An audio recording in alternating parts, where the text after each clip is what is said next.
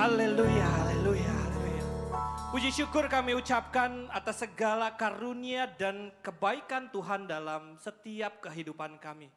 Kalau kami boleh ada di sini Tuhan, itu karena penyertaan Tuhan sempurna dalam kehidupan kami, keluarga kami, gereja kami. Kami tahu Tuhan rencanamu indah dan rencanamu baik dalam kehidupan kami. Tuhan, berkati siang hari ini tutup bungkus hamba di belakang kayu salibmu, agar setiap kata-kata yang keluar itu berasal dari Engkau. Hamba undang Roh Kudus bekerja sebebas-bebasnya dan berbicara atas setiap kami dalam rema yang baik sehingga kami bisa menangkap dengan benar. Berkati jemaat yang ada di sini, berkati juga yang nonton di YouTube. Tuhan berkati kami semua di dalam nama Tuhan Yesus. Kami siap mendengar firman-Mu, yang percaya katakan amin. Terima kasih untuk WL, singer, tamborin luar biasa. Terima kasih udah Pak Om Robert dan Bu Ike, Pak Gembala sudah memberikan kepercayaan buat menyampaikan kebenaran firman Tuhan pada siang hari ini, Bapak Ibu Saudara. Bapak Ibu Saudara, anak-anak muda, dewasa muda, kalau kemarin bisa lihat bahwa ada tema tentang, hari ini kakak kasih tema tentang bayar harga. Bapak Ibu Saudara, setiap orang yang terlahir di dunia ini ada harga yang harus diperjuangkan, Bapak Ibu Saudara. Kalau kita berbicara sebuah harga, ini bukan berbicara tentang uang. Tidak berbicara tentang materi yang didapat atau sesuatu hal yang bisa dibeli dengan uang, Bapak Ibu Saudara. Tapi Bapak Ibu, tetapi ini adalah sebuah tujuan hidup. Untuk apa kita ada di dunia ini?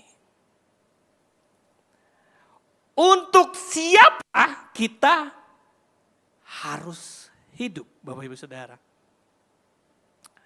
Bagaimana cara kita hidup yang berkenan? Bapak Ibu Saudara, hal ini akan menentukan, akan menjadi seperti apa nanti kita, Bapak Ibu. Ya. Dan dari semua rangkaian kehidupan kita, saya mau katakan bahwa ada harga yang harus dibayar. Mungkin Bapak Ibu mungkin mesti saya kasih gambaran ya. Seorang atlet misalnya atlet renang atau atlet lari, dia akan memberikan waktu dia untuk terus berlatih. Ya, dia mempunyai jam-jam latihan, dia bekerja keras, bahkan bukan hanya latihan, dia juga pasti akan menjaga pola makan, Bapak Ibu.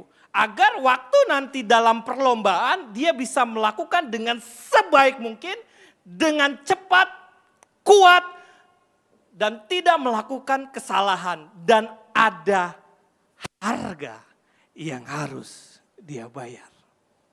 Bapak Ibu Saudara. Kalau kita lihat, siapa yang di sini nggak kena Ronaldo? Pasti semua kena Ronaldo kan? Wah, Messi juga, waduh. Itu saingan ketat tuh berdua. Ya, Piala Dunianya banyak sekali. Mereka berdua, Bapak Ibu. Mereka punya jam-jam tertentu.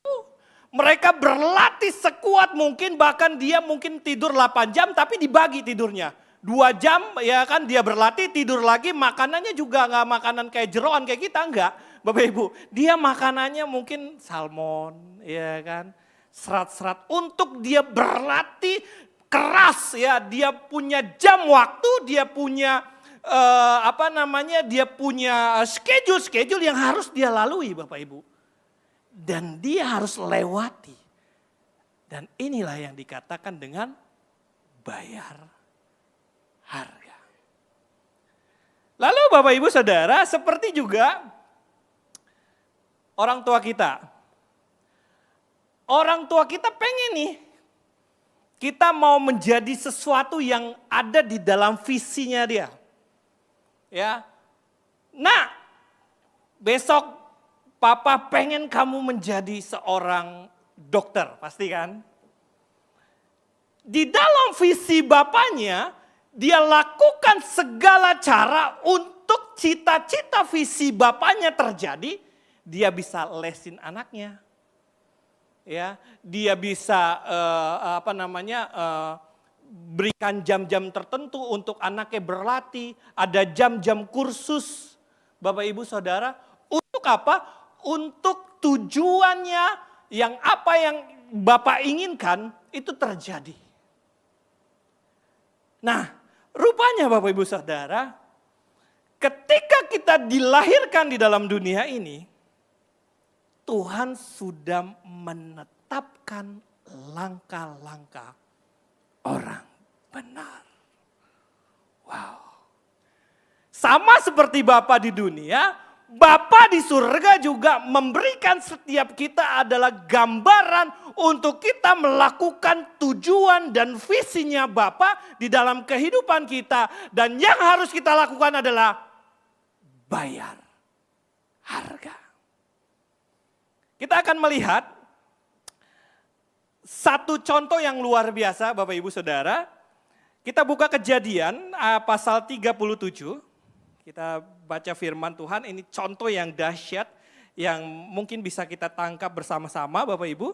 Kejadian 37 ayat 1 sampai dengan ke-11 Bapak Ibu Saudara.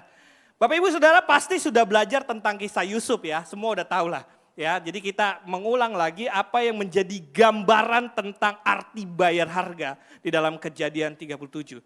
Firman Tuhan berkata demikian. Adapun Yakub, ia diam di negeri penumpangan ayahnya, yakni di tanah Kanaan. Inilah riwayat keturunan Yakub, Yusuf. Tak kala berumur 17 tahun. Udah lumayan muda ya, 17 tahun. Kalau di kita udah bikin KTP. Jadi masih muda. Ya, loh hilang nih. Ya. Lalu dikatakan jadi masih muda, biasanya dia mengembalakan kambing domba bersama-sama dengan saudara-saudaranya, anak-anak Bilha dan Jilpa, kedua istrinya, istri ayahnya, dan Yusuf menyampaikan kepada ayahnya kabar tentang kejahatan saudara-saudaranya, Bapak Ibu. Israel atau Yakub lebih mengasihi Yusuf dari semua anaknya yang lain. Sebab Yusuf itulah anaknya yang lahir pada masa tuanya. Dan ia menyuruh membuat jubah yang maha indah bagi dia. Yang keempat, setelah dilihat oleh saudara-saudaranya, ya ini udah saudara-saudari sebelah udah benci, dikasih lagi jubah. Lalu dilihat bahwa ayahnya lebih mengasihi Yusuf dari semua saudaranya, maka bencilah mereka itu kepadanya dan tidak mau menyapanya dengan ramah. Pada suatu kali, nah Bapak Ibu Saudara, perhatikan. Pada suatu kali bermimpilah Yusuf. Lalu mimpinya itu diceritakannya kepada saudara-saudaranya. Sebab itulah mereka tambah lagi, lebih benci lagi kepadanya. Karena katanya kepada mereka, coba dengarkanlah mimpi yang kumimpikan ini. Tampak kita sedang di ladang mengikat berkas-berkas gandum. Lalu bangkitlah berkasku dan tegak berdiri. Kemudian datanglah berkas-berkas kamu sekalian mengelilingi dan sujud menyembah kepada berkasku itu. Lalu saudara-saudaranya berkata kepadanya, apakah engkau ingin menjadi raja atas kami? Apakah engkau ingin berkuasa atas kami? Jadi makin bencilah mereka kepadanya karena mimpinya dan karena perkataan itu. Lalu ia memimpikan pula mimpi yang lain. Yang diceritakannya kepada saudara-saudara, diceritakan lagi. Katanya, aku bermimpi pula. tampak matahari, bulan, dan 11 bintang sujud menyembahku. Setelah hal ini diceritakan kepada ayah dan saudara-saudaranya, maka ia ditegur oleh ayahnya. Mimpi apakah mimpimu itu? Masakah aku dan ibumu serta saudara-saudaramu sujud menyembah kepadamu sampai ke tanah?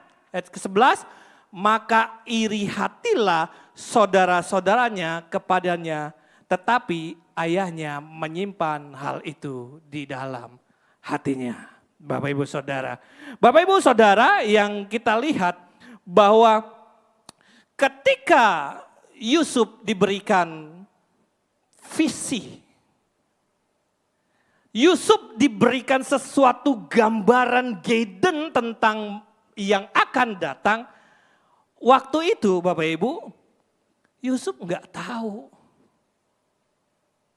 Ya. Dia tidak punya jawaban untuk mimpinya dia. Bahkan 2 kali mimpi Bapak Ibu. Mimpinya bukan nambah senang, tapi makin bencilah Bapak Ibu saudara-saudaranya. Yusuf tidak mengerti, dia tidak memahami untuk menjadikan visi Tuhan dalam kehidupan Yusuf. Yusuf enggak tahu apa-apa. Dia enggak dapat jawaban Bapak Ibu Saudara. Ya. Inilah Bapak Ibu, perhatikan Bapak Ibu. Bahwa ketika Tuhan memberikan visi. Dan ini saya juga dapat dari Pak Gembala. Bahwa Allah akan memberikan beban. Maka Allah akan memberikan masalah. Seperti Yusuf Bapak Ibu.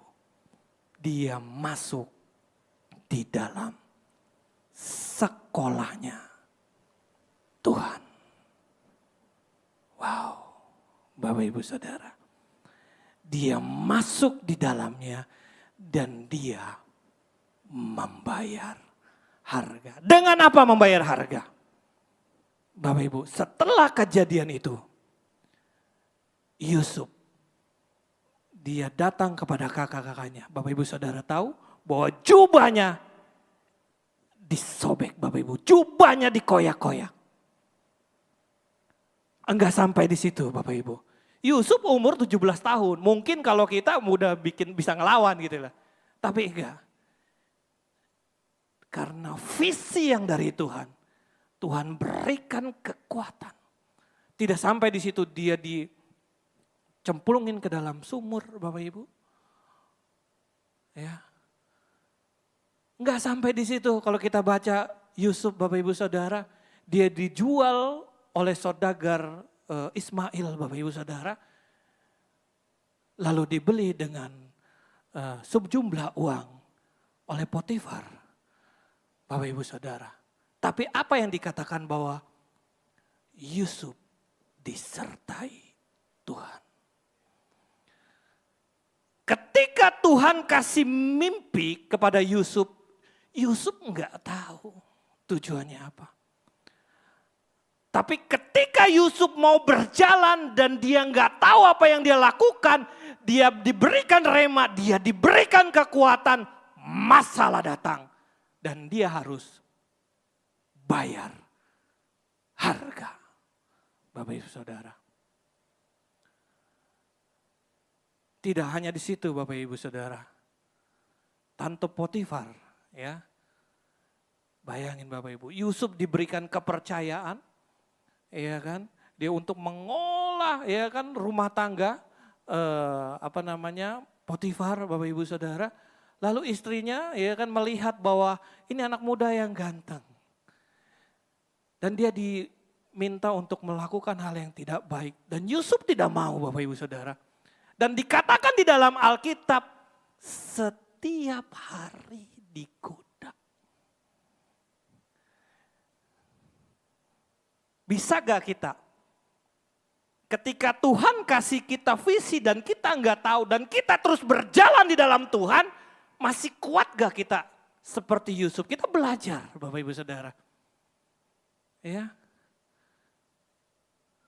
Kalau zaman sekarang kan ya selama nggak ada yang lihat masih bolehlah, nggak ada yang tahu. Tapi Bapak Ibu Saudara, ketika kita hidup di dalam Tuhan, kita diberikan kekuatan bahkan ketika sesuatu hal yang melenceng dari Tuhan, ada roh takut akan Tuhan. Wow. Bapak Ibu Saudara. Lalu Yusuf, Bapak Ibu Saudara, difitnah, lalu dimasukkan di dalam penjara, Bapak Ibu Saudara. Di dalam penjara firman Tuhan bahwa Yusuf berkenan di hadapan Tuhan dan Tuhan menyertai dia Bapak Ibu Saudara. Kepala penjara memberikan kuasa untuk mengolah Bapak Ibu Saudara. Setelah itu Bapak Ibu Saudara, kita lihat bahwa Yusuf membayar harga yang luar biasa Bapak Ibu. Ketika juru minum dan juru makan dimasukkan di dalam penjara juga Bapak Ibu Saudara. Lalu dia mengartikan mimpi ketika juru minum nanti akan dikembalikan di posisinya. Juru roti akan digantung di atas kepala Bapak Ibu terjadi. Lalu dia bilang kalau itu terjadi kata Yusuf ingatlah aku. Bapak Ibu Saudara enggak diingat.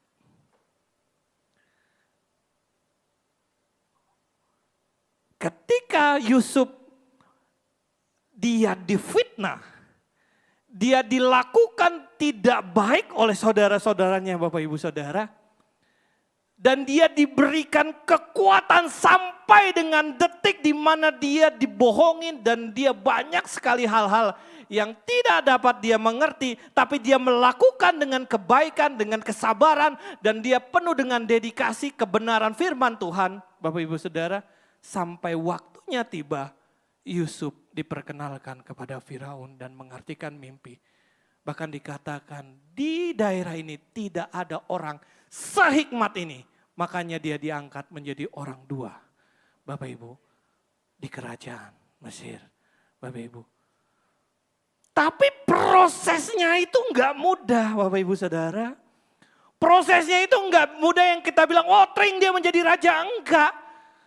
Tapi dia harus melewati beberapa rintangan, dia harus melewati segala pergumulan, cobaan, di penjara, dituduh, difitnah, dicaci maki.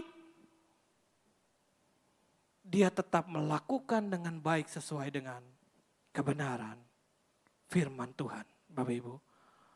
Lalu firman Tuhan berkata, maka barulah tahu Yusuf bahwa visi dari Tuhan harus digapai dengan sebuah nilai yang kita bilang membayar harga. Di dalam Kejadian 45 ayat kelima Yusuf berkata demikian. Firman Tuhan. Kejadian 45 ayat 5 Yusuf berkata, tetapi Bapak Ibu Saudara, sekarang janganlah bersusah hati dan janganlah gelisah dirimu. Dia berbicara kepada saudara-saudaranya. Karena kamu, dia ingat, karena kamu menjual aku ke sini. Sebab untuk memelihara kehidupanlah Allah menyuruh aku mendahului kamu. Wow, Bapak Ibu Saudara.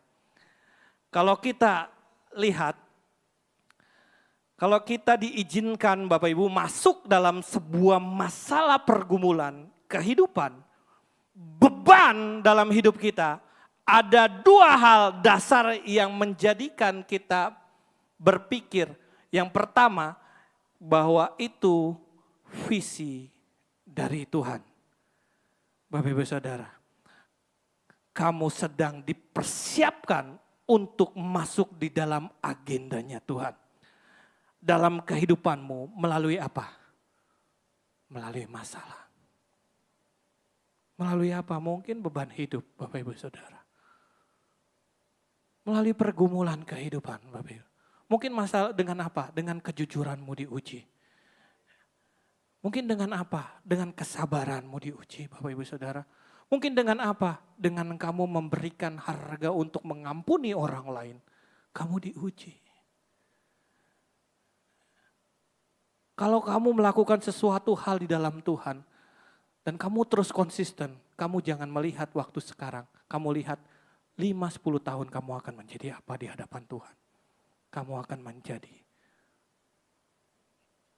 anak panah yang kuat, Bapak Ibu Saudara. Tetapi Bapak Ibu Saudara, apabila kamu dalam beban yang berat, ada juga ketika kamu melakukan dosa. Dan kamu harus membayar hukum, tabur, tuai. Mana yang mau kita pilih, Bapak Ibu Saudara? Ketika kita harus melakukan sesuatu bagian kita yang kita enggak tahu. Dan kita melakukannya dengan konsisten. Dan kita melakukannya dengan kerendahan hati untuk menerima. Maka Tuhan akan menjadikan itu baik dan indah pada waktunya Bapak Ibu Saudara. Wow, Bapak Ibu Saudara. Bapak Ibu Saudara, ada sebuah kisah, ya, ada sebuah kisah nyata nih. Pak Gembala pernah kasih kisah ini dan saya angkat kembali tentang Desmond Doss, ya. Adalah seorang pejuang dari Amerika Serikat yang ditugaskan dalam Perang Dunia II di kawasan Asia Pasifik. Bapak Ibu, ada gambarnya, boleh ditampilkan. Dia dianugerahkan medali of honor, ya, medali kehormatan oleh Presiden AS Harry Truman pada usia Perang Dunia II. Penghargaan militer tertinggi di Amerika Serikat. Bapak Ibu Saudara, boleh ditutup Bapak Ibu. Bapak Ibu Saudara, kalau kita lihat ya, Desmond ini Bapak Ibu Saudara, dia seorang anak muda. Tuhan kasih dia sebuah visi bahwa dia pengen menolong banyak orang. Dan dia orang yang taat beribadah, Bapak Ibu Saudara. Dia pengerja di gereja juga, Bapak Ibu Saudara. Waktu itu Tuhan berikan visi ya, bahwa dia pengen menyelamatkan banyak orang. Lalu dia masuk ke militer Amerika, militer Amerika bagian khusus di darat, infanteri, Bapak Ibu Saudara. Lalu dia masuk melalui surat bahwa dia mau ditugaskan sebagai tenaga medis, militer, Bapak Ibu Saudara. Lalu seperti biasa ya, dia berlatih, ya dia juga punya fisik yang kuat, Bapak Ibu. Lalu rupanya Bapak Ibu, beban yang Tuhan berikan di dalam Desmond ini Bapak Ibu, ketika dia disuruh pegang senjata, dia enggak mau. Lalu atasannya bilang, kamu harus memegang senjata meskipun kamu bertujuan untuk menjadi tenaga medis dalam militer, mau tidak mau kamu harus pegang senjata. Dia melawan atasan, tidak mau. Agama saya tidak mengajarkan saya membunuh. Bapak Ibu Saudara, semenjak itu ya Desmond itu dibully. Bapak Ibu Saudara, dia dipukulin babak belur sama teman-temannya sebarak Bapak Ibu Saudara. Enggak sampai di situ Bapak Ibu, dia dilaporkan ke Dewan Militer ya bahwa dia benar-benar enggak mau megang senjata, lalu dimasukin penjara militer. Bapak Ibu Saudara, dia disidang, akhirnya setelah disidang pemerintahan dari wilayahnya memberikan surat bahwa dia diizinkan untuk tidak memegang senjata. Wow, Bapak Ibu Saudara. Lalu dia tetap dibully, dibilang kamu sampah, ya, kamu nggak berguna. Dia dibully, dipukulin, Bapak Ibu Saudara, dan dia tetap bertahan bahwa firman Tuhan harus ditegakkan. Ketika dia membela firman Tuhan, bahwa ke-10 firman Tuhan jangan membunuh, dia lakukan itu dengan konsisten. Meskipun dia dibully, dia dipukulin, dia dianiaya di dalam barak, Bapak Ibu Saudara, dia tetap kuat. Kita lihat ada trailernya, boleh diputar cuma 1-2 menit, boleh kalau tadi saya sudah kasih, silakan.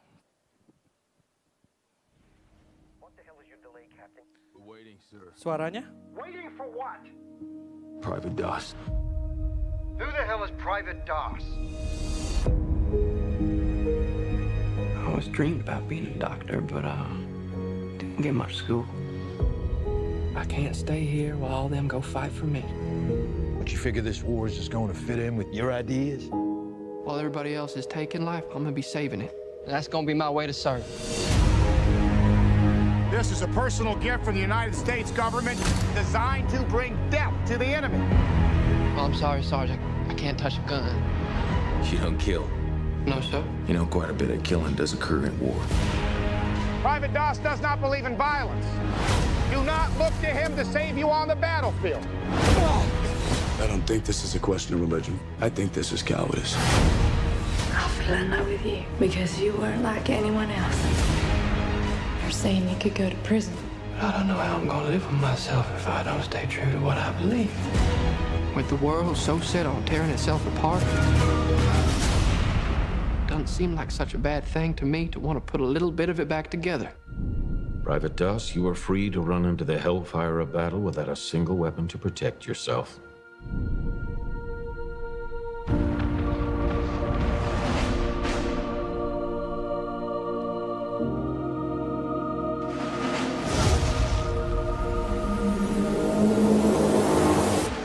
I'm gonna get you home. There's something you gotta see. Who did this? That's the card. We have to go back up tomorrow. And they're not gonna go up there without you. Help me. You don't have to trust me. Wow, Bapak Ibu ketahui bahwa ketika waktu Perang Dunia Kedua, waktu itu di Okinawa pada 1945, semua tentara Amerika banyak yang terluka, banyak yang meninggal. Pasukan Amerika menyingkir. Hanya dia seorang yang menolong teman-temannya yang masih hidup, yang kakinya buntung. 75 orang diselamatkan tanpa senjata, Bapak Ibu Saudara. Bahkan ketika dia masuk ke dalam goa, Bapak Ibu Saudara, ada tentara Jepang. Dia obati juga. Dia tidak pandang bulu, dia tidak pandang musuh. Ketika firman Tuhan berkata, kamu harus menyelamatkan banyak orang. Dia lakukan, Bapak Ibu. Dia kena tembak. Dia menghalau bom, Bapak Ibu Saudara. Yang lainnya pada menyingkir. Hanya dia seharian beberapa hari terus dia lakukan sampai dia menyelamatkan 75 orang, Bapak Ibu Saudara. Karena Tuhan dia membela firman-Nya dan Tuhan berikan visi dan Tuhan berikan jalan. Wow, Bapak Ibu Saudara. Kalau hari-hari ini Bapak Ibu, keadaan kita nggak baik-baik aja. Kalau hari ini terasa beban berat Bapak Ibu Saudara. Dan hari ini kamu masih tetap konsisten untuk mengikuti jalan Tuhan. Dan kamu terus melakukan kebenaran di dalam Tuhan. Ingatlah bahwa harga yang kita bayar sekarang itu membawa tujuan Tuhan di masa depan. Wow Bapak Ibu. Apa sih aplikasi dalam kehidupan kita sehari-hari? Hormatilah ayahmu dan ibumu, kamu sedang membayar harga tentang kebenaran firman Tuhan. Hormatilah orang yang lebih tua, kamu sedang membayar harga Bapak Ibu Saudara. Hormatilah pemimpinmu di perusahaan. Hormatilah proses yang Tuhan berikan di dalam kehidupan kita. Kesabaran kita. Mengampuni orang itu berat banget Bapak Ibu Saudara. Saya punya dengar kesaksian ya di Solo ada hamba Tuhan yang luar biasa. Bapak Ibu Saudara, hamba Tuhan yang luar biasa, saya nggak bisa nyebutin namanya. Lalu tiba-tiba dia jatuh sakit Bapak Ibu Saudara. Dia masih muda, mungkin masih umur 50-an mungkin ya. Dia jatuh sakit, dia bingung tiba-tiba jatuh sakit. Ya, lalu dia didatangin hamba Tuhan, lalu hamba Tuhan bilang, Tuhan kenapa engkau berikan ini kepada hambamu, hamba Tuhan ini yang kunjungin. Lalu Tuhan bilang gini sama dia cemburu sama istrinya dan dia masih ada akar pahit. Di dalam meja kursi, di dalam tempat tidurnya. Lalu dia bilang gini sama istrinya, apakah pernah berselisih paham? Pernah. Dulu dia marah. Akhirnya dia berdoa, ya, Bapak Ibu Saudara, untuk mendoakan melepaskan pengampunan. untuk hamba Tuhan. Padahal dia luar biasa. Sekali hamba Tuhan masih ada simpen akar pahit Bapak Ibu Saudara. Lalu setelah didoain Bapak Ibu, tujuannya Tuhan apa? Tuhan belum mau mengambil nyawanya. Karena kalau dia meninggalkan dosa yang belum dia ampuni. Setelah dia dilepaskan, barulah dia meninggal. Bapak Ibu Saudara. Jadi Bapak Ibu Saudara, ada harga yang harus dibayar ketika kita ikut Tuhan, kita di dalam Tuhan. Ada hal yang bagian kita dan ada hal yang bagian Tuhan Bapak Ibu. Anak-anak muda ya, baru diputusin pacar ya, udah ngambek. Hati-hati ya. Udah kabur dari rumah Bapak Ibu Saudara. Ya. Kamu harus menjadi pribadi yang kuat di dalam Tuhan. Kamu sedang diproses di dalam Tuhan. Kalau kamu hidup di dalam berbagai masalah, kamu nikmatin aja. Bersama Tuhan itu indah banget. Tuhan akan berikan jalan. Sebab firman Tuhan berkata, akulah jalan.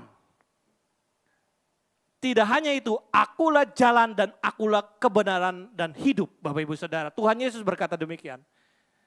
Jadi kalau hari-hari ini kita diberikan beban, kita diberikan sesuatu masalah, nikmati prosesnya bahwa waktu-waktu yang kita lalui bersama Tuhan itu tidak akan kembali dengan sia-sia. Bapak Ibu Saudara, kita mau perjamuan kudus. Bapak Ibu Saudara, kita kakak nggak akan lama-lamain.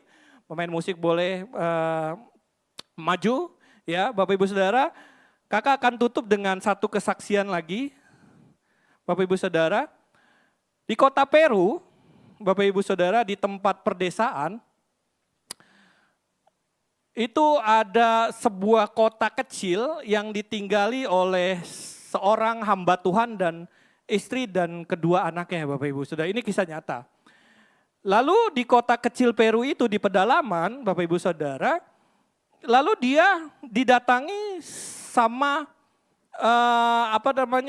pemberontak. Kalau kita sekarang di Papua itu apa sih namanya? KKB ya. Ya, Bapak. Nah itu dia didatangi pemberontak, lalu pendeta itu, istri dan anaknya, serta jemaatnya ya yang tinggal di dalam perkampungan itu, Bapak Ibu Saudara, itu disuruh pergi. Dikatakan 2 hari dia harus tinggalkan tempat itu. Kalau tidak, semuanya akan dibunuh.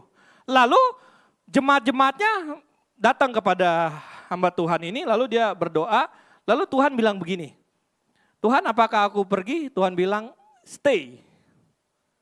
Lalu dia kasih tahu sama jemaat-jemaatnya, Tuhan bilang kita harus tetap di sini. Gitu. Lalu datanglah pemberontak itu Bapak Ibu Saudara, lalu dibilang, oh kamu melawan saya. Akhirnya pendeta itu dulu karena dia dianggap yang paling tua di situ, yang paling dihormati. Pendeta itu diduduki Bapak Ibu di bangku, lalu diikat, lalu dipasang bom yang sangat besar di bawah bangkunya Bapak Ibu Saudara. Anak istrinya menangis Bapak Ibu Saudara, jemaat-jemaatnya juga siap karena ditangkap. Mereka udah siap juga dibunuh. Semua bilang bahwa pendeta ini mencelakakan mereka dan lain sebagainya Bapak Ibu Saudara. Tiba waktunya pemberontak itu menyalakan bom, mungkin kita pikir karena Tuhan yang menyuruh ya pasti akan mati. Ketika dinyalakan bomnya Bapak Ibu Saudara, apa yang terjadi? Bomnya meledak Bapak Ibu Saudara. Semuanya puing-puing hancur Bapak Ibu Saudara. Semua jemaat menangis. Lalu di dalam kepulan asap keluarlah seorang tanpa beban, dia keluar dan berkata, haleluya. Bapak Ibu Saudara, pemberontak itu kabur. Bahwa dia pikir bahwa dengan bom aja, dia aja gak mempan, apalagi dengan tembakan. Bapak Ibu, kalau Tuhan berikan kita masalah, beban, kalau kita di dalam Tuhan, kita gak ditinggalin. Semuanya pasti bayar harga. Kita lihat, Daniel di Goa Singa, dia masuk kok. Dia harus bayar harga sekalipun nyawanya hilang.